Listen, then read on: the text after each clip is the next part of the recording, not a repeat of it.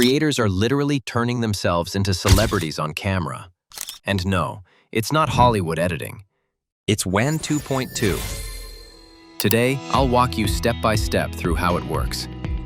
All right, let's jump in. Step 1. You'll need an image. This can be a photo of yourself or an AI-generated picture.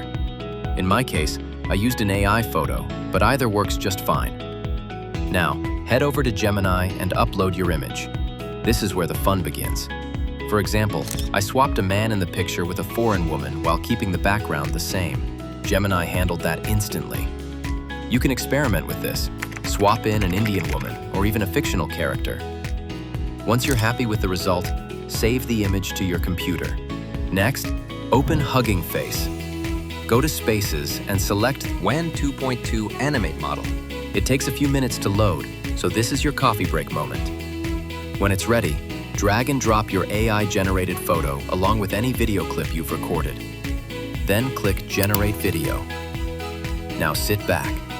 The tool will merge your photo and video and turn your static image into a moving, lifelike character. Depending on your setup, this takes about 10 to 15 minutes.